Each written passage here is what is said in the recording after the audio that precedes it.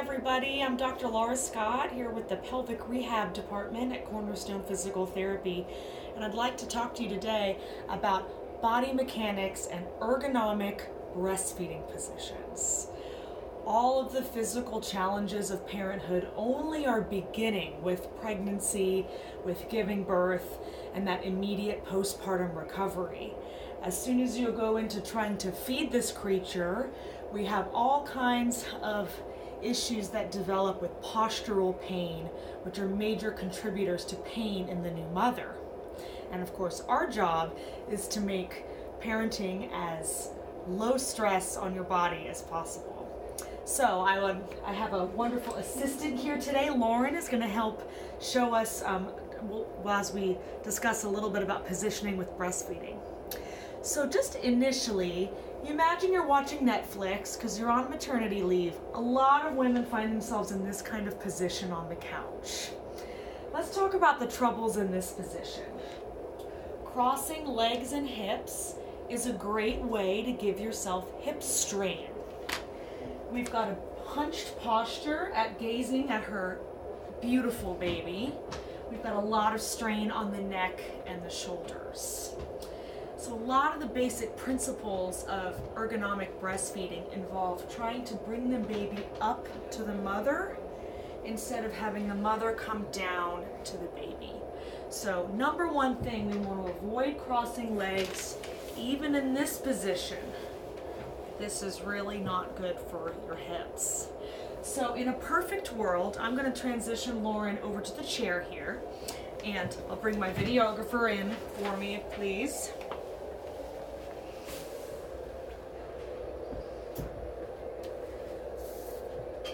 And let's look at some basic principles here. I'm going to give her a breastfeeding pillow just to get started here. So the areas we want to take a look at from the ground up include the feet, the chair itself, arm position, and then the neck, the head and neck. Starting from the ground up, let's bring your feet up here for me, Lauren. And if you scoot forward just a little bit for me, kind of a semi-reclined position is considered optimal for ergonomic breastfeeding. A stool, this one might be a little high for her, but we want to bring the back of the legs up off of the chair. She might be more comfortable, for example, if we had a recliner or something, even with something under her legs. And then the feet on the stool. Knees above hips is a good principle here. We want to avoid clamping off circulation to the back of the legs and irritating the sciatic nerve. This helps also to bring the baby up to her. Secondly, in terms of let's move up now to the arms. Breastfeeding pillows are essential, not optional. As many pillows as you need in your lap to bring the baby up to you. We're already hunching less. This is already going to be a less stressful position. The chair. Something with arms is going to be the best option for you. You rest your pillows on top. We always, always, always want the elbow supported. Ideally, any chair, anytime, if the elbow is hanging, we're going to have a problem. So in this position, she's just using a basic cradle hold here. She's got several layers under her pillow, under her elbow for support. Okay. Semi-reclined is great. If we were in a recliner where she could lay back a little more, we might even add something to the back of her neck for some support. And ideally, even this chair, sorry Lauren, I'll just point out, has a reasonable lumbar curve. But if it were a more straight-backed chair, let's scoot forward, Lauren, I would suggest adding lumbar support so that she can curve back. We want to maintain a neutral curve in the spine here.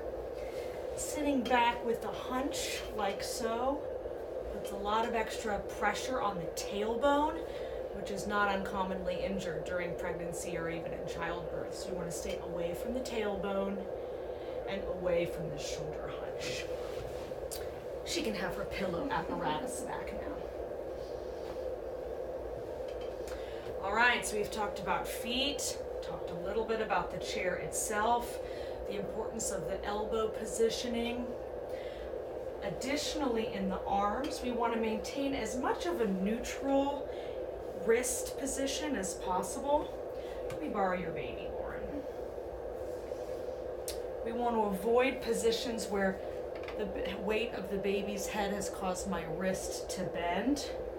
If we're doing the football, we want to keep the wrist neutral.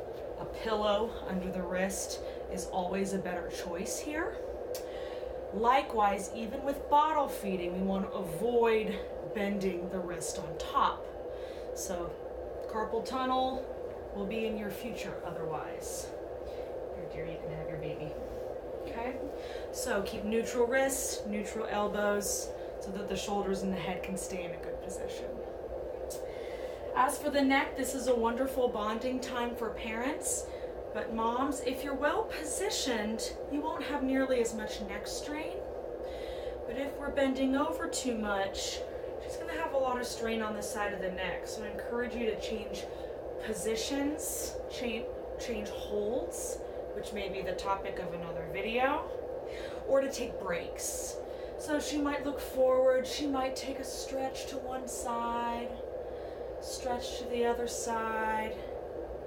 She may just take a break and turn her head every now and again, and don't worry, your baby will still be enthralled with you. Okay, so take breaks from that long resting position, gazing longingly at your beautiful infant. So change positions. So stay tuned for some easy stretches to help relief from breastfeeding postures, and seek a physical therapist that particularly deals with pregnancy and postpartum care for other questions that you have about lifting, bending, twisting, and childcare. Thanks so much.